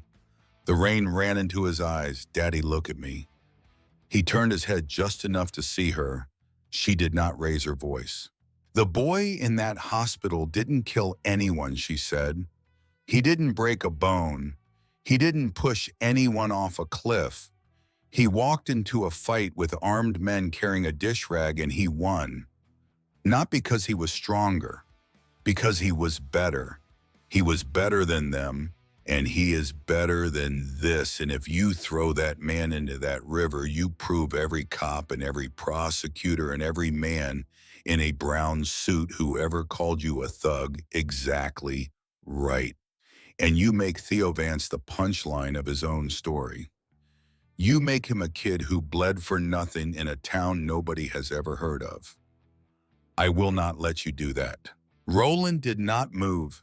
"He ordered them to kill you, Quinn." His voice was raw. He sat in his car and said the words, "Kill her, like you were a line item on a ledger." "I know. He sent men into the hospital where that boy was lying. I know. What he did is not nothing. I'm not asking you to call it nothing. I'm asking you to put it on a record." In a courtroom, where the world can hear those words, not in a river in the dark where nobody hears anything. "Daddy, if you do this," she took a step closer. "If you do this, I lose you, not because you go to prison. I will never look at you the same way. And I just got you back. I just started seeing the man I used to believe in. Don't take that away from me." The silence between them was absolute. Even the rain seemed to thin. Roland looked at his daughter. He looked at the man on his knees. He looked at the river. He let go. Whitlock collapsed forward into the mud. His expensive coat was ruined. His glasses were lost in the muck somewhere. He wept without sound, his body shaking, his thin hands pressed against the wet gravel. Roland stepped back. He turned away from the river. He faced his daughter. The rain ran between them like a curtain. "Call it in," he said. His voice was empty, the voice of a man who had just fought the hardest fight of his life and won by not throwing a punch. "Tell them we have a present for the federal authorities." Quinn pulled out the prepaid phone. She dialed the after-hours tip line for the Portland field office of the federal authorities. She identified herself by name. She gave her father's name. She gave the contents of the flash drive file by file. She gave the coordinates of the Henson Mill. She told them to send agents quickly, but to come quietly, no lights on the highway, because the local sheriff's department was compromised, and Detective Harlan Pierce in particular was not to be told.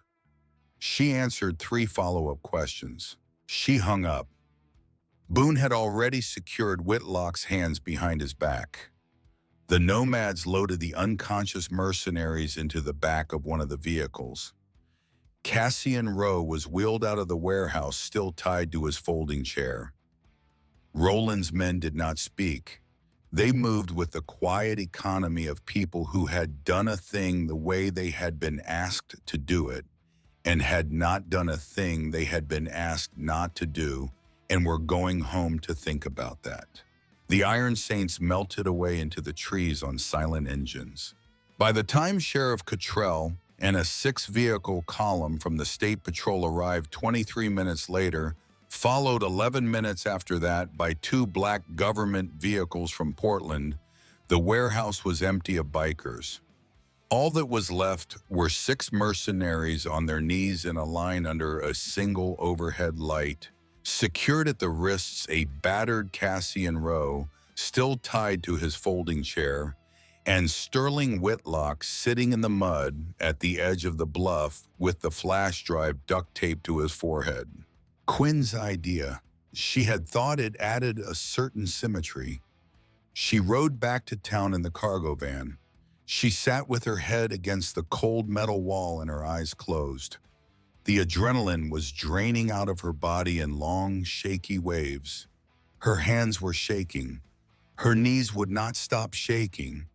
Her father sat across from her, his shoulder field-dressed and wrapped in clean gauze. He had refused to be looked at until she was safe. "You were right," he said.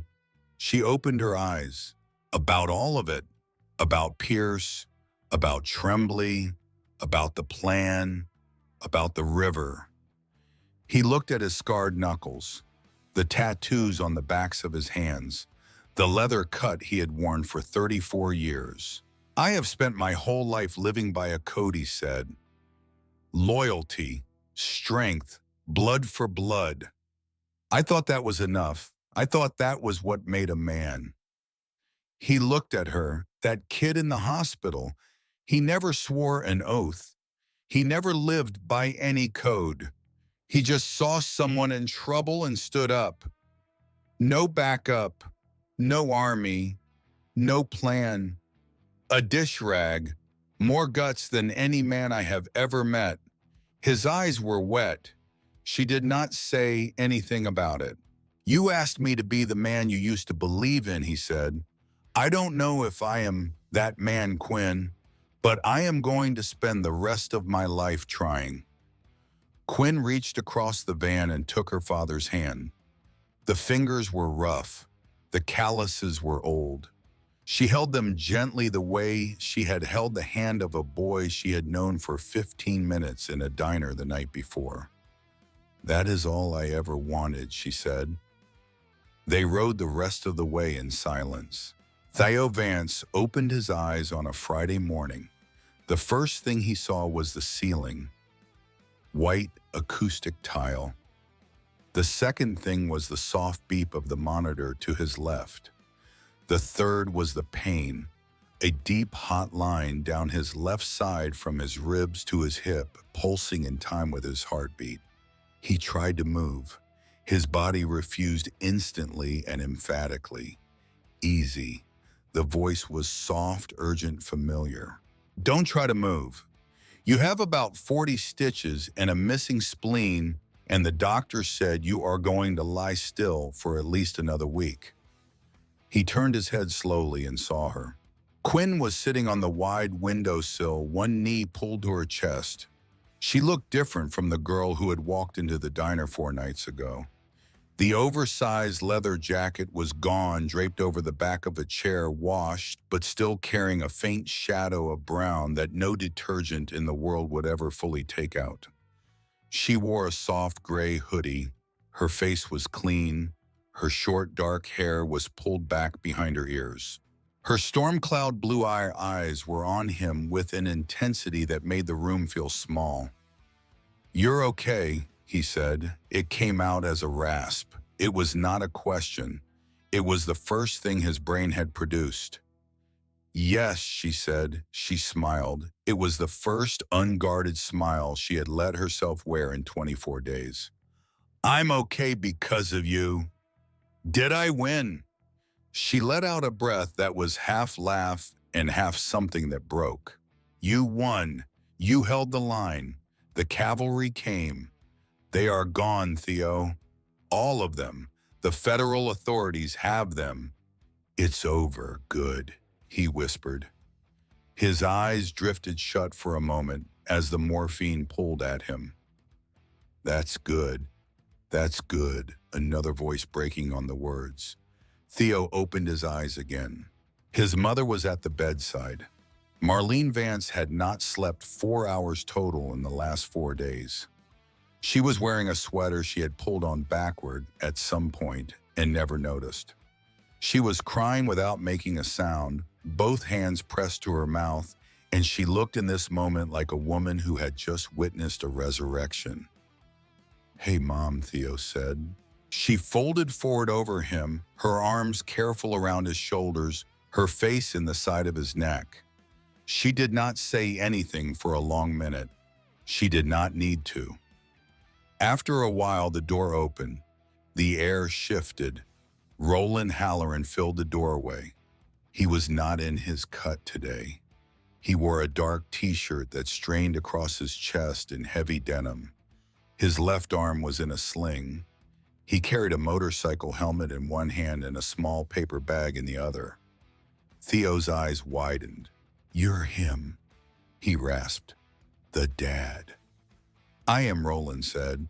His voice was quiet, almost reverent. He walked to the bedside. The boots that had crushed concrete and steel moved softly on the linoleum as if he were entering a church.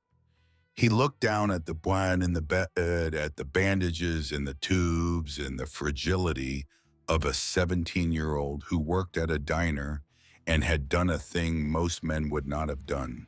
He extended his hand. It engulfed Theo's. He did not squeeze. You saved my world, son, Roland said. The voice came from somewhere very deep. There aren't words for that. There isn't enough money in the country for it. You gave me back my daughter. Theo said. He swallowed. I just couldn't let them take her. He had a knife. She was scared. It wasn't right, no. Roland nodded once. It wasn't. And most men would have run. Most men would have hidden behind the friar and called the police and prayed. You stood up. He let go of the boy's hand. He reached into his pocket.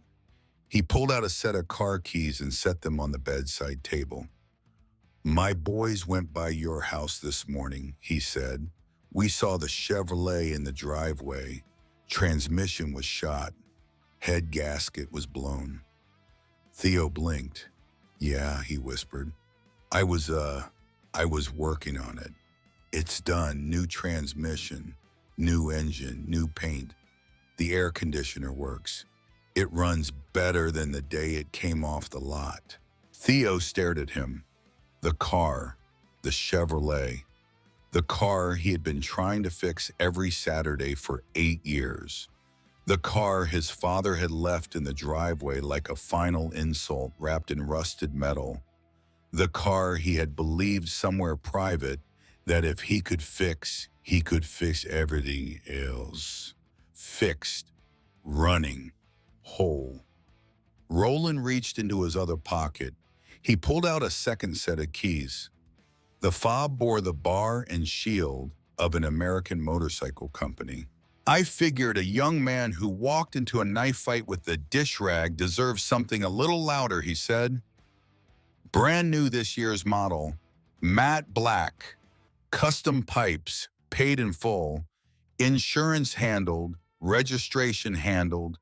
It's in your garage, Mr. Halloran. Theo's throat closed up. His eyes were burning. I can't accept you're not accepting a gift, Theo. You're accepting a tribute. Roland looked across the bed at Marlene. My boys set up a trust this morning, he said. Full ride, tuition, books, housing, engineering school, medical school, trade school, whatever your son chooses. The Iron Saints are paying. I won't argue with you about it, ma'am, because there is nothing to argue. He bled for my family. My family will sweat for his. That's the code. Marlene Vance opened her mouth and closed it. She put her hand over her son's hand on the bed and did not try to speak. Roland took one step back from the bedside. You're family now, kid. You understand. You have brothers in every state. You ever feel unsafe, you ever have trouble, you make one call and we answer. Thank you, Theo whispered. Roland nodded sharply. The nod a commanding officer gives a soldier who has proved himself under fire. No, he said. Thank you. He walked to the door.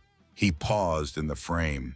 He looked back at Quinn on the windowsill, and a question passed between them without words and was answered. Then he walked out and the door swung closed behind him. Quinn stayed. Marlene drifted out of the room a few minutes later to call her sister. Theo and Quinn were alone except for the soft beep of the monitor and the distant low rumble of 200 engines beginning to stir in the parking lot below. They're leaving, Theo said. He could hear it, the vibration through the glass. They are. And you? She looked out the window. She could see her father's Road King down at the front of the column, gleaming black in the autumn sun, waiting. 200 bikes lined up 3 abreast in formations that had been rehearsed for years. She could go. She could ride home to Reno. She could be the president's daughter again. She could be shielded and protected and handed every key in a kingdom built on gasoline. Or, I'm not going with them, Quinn said quietly. Theo turned his head. I'm going to stay here for a while, help your mom while you recover. Get my feet under me. She paused. I'm going to enroll in the high school, finish my diploma, apply to college. College for what, law? The word felt right in her mouth, solid, true, like a key turning a lock she had not known was there. I have spent my whole life watching people solve problems with fists and money and fear, she said. I want to learn how to solve them with words and evidence and the law. You changed something, Theo. You didn't throw a punch. You didn't pull a weapon. You stood in front of a girl with a dish rag and you said no. That was more powerful than 200 motorcycles. I want to spend my life being that kind of powerful. Theo was quiet for a long time. Then he smiled. It was a real smile. It creased his pale cheeks. Law school, he said. Your dad is going to lose his mind. She laughed, a real laugh, sudden and bright and surprised, and it was, she realized, the first laugh that had come out of her in a very long time. He'll survive. A soft knock at the door. Boone stood there with a black leather vest over his arm. He handed it to Quinn without speaking and walked away. She turned and laid it across the foot of Theo's bed where he could see it. It was not a full member's cut. There were no rockers, no territory patches, no history. It was clean black leather with a single white stitched patch on the left breast, protected by the Iron Saints. My dad left this for you, Quinn said. Wear that and nobody anywhere will ever lay a hand on you again. That's not a wish, that's a fact. Down in the parking lot, the sound began. It started as a low rumble. It built. It built. 200 engines roaring into life one after another in a wave that vibrated up through the building and rattled the picture in the bedside frame. Quinn went to the window and put her hand against the glass. She could feel it in her palm, in her bones, in her teeth. Down on the street, Roland did not look up. He did not wave. He kicked his bike into gear, and the column moved. 200 machines rolled in perfect formation past the hospital, past the diner that was still closed behind yellow tape, past the hardware store, and the church on Ash Avenue. They turned south and headed for the long road home.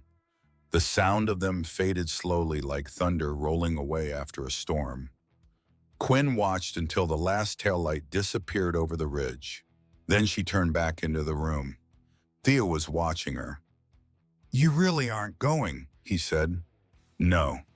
She sat down on the windowsill. She pulled one knee up to her chest. The autumn sun was climbing now, spilling pale gold across the valley, across the rooftops of Ridgeline Hollow, across a town that had been quiet for a long time and would, after this week, begin to be quiet again. I am done running, Theo, she said. I am done hiding. I am done being someone else's story.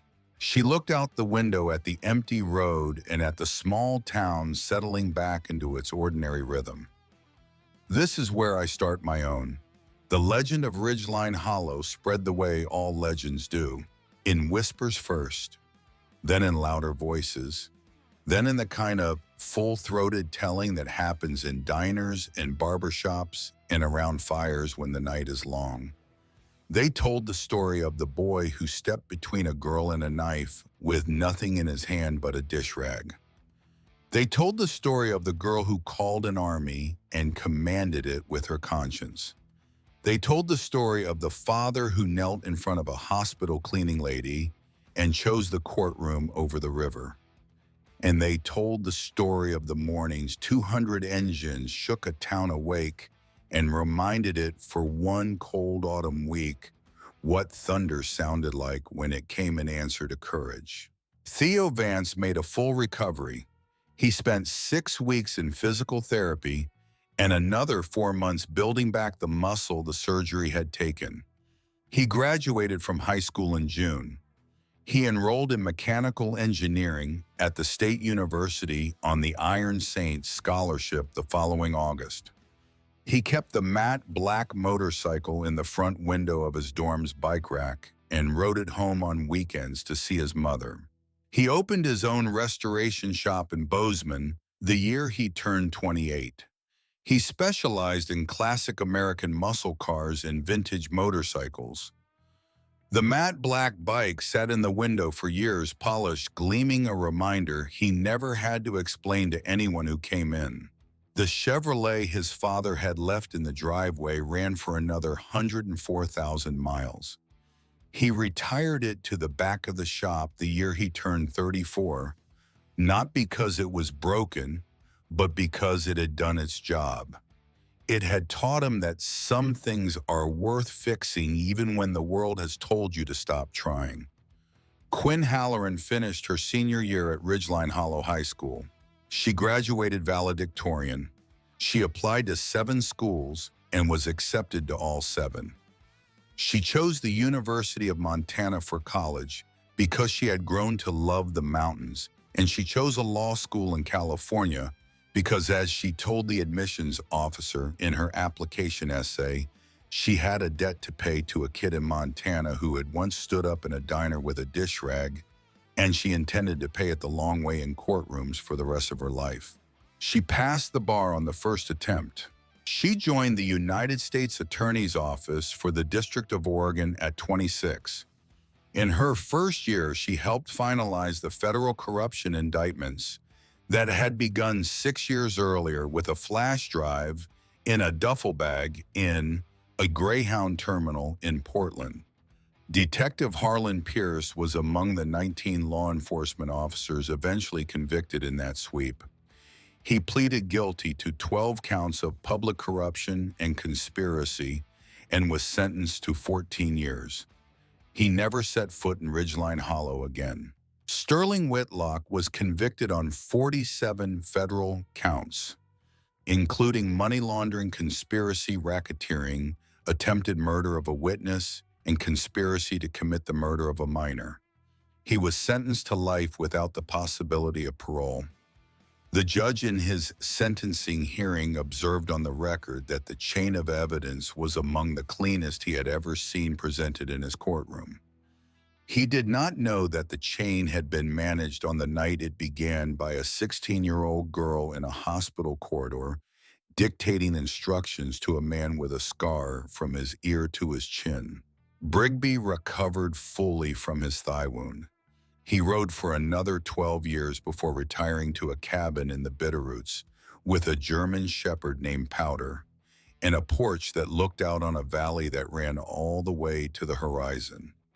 He never spoke about the night at the Henson Mill, but on certain nights when the wind was right, he would sit on his porch and listen to the silence, and he would remember the voice of a 16-year-old girl crackling through a cheap radio, saying the word that had kept 12 men alive. Now, Roland Halloran led the Iron Saints for another decade. He did not speak publicly about Ridgeline Hollow, but the men who knew him noticed the change.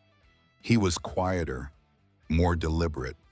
The authority was still there, but it had shifted from the gravity of a man who could destroy to the gravity of a man who chose not to. He visited Ridgeline Hollow once a year, every year. Always in October, always alone. He parked the Road King outside Hattie's Diner, which had reopened the next spring under new management with a fresh coat of paint and a working neon sign. He took the booth at the back, the one that faced the door, and he ordered black coffee and a slice of cherry pie. He left a $100 tip on a $4 check. He never explained why. He did not need to. Marlene Vance quit her second job. She did not need it anymore. She kept a laundry job at the hospital because she had grown to love the women who worked the night shift with her, and she kept her small house on Pine Street because it was where her son had grown up. But she planted a garden in the backyard the spring after Theo came home, and she tended it every morning for the next 30 years. She and Quinn became close. Quinn brought flowers to her kitchen table every Sunday afternoon during the year she lived in Ridgeline Hollow, finishing high school.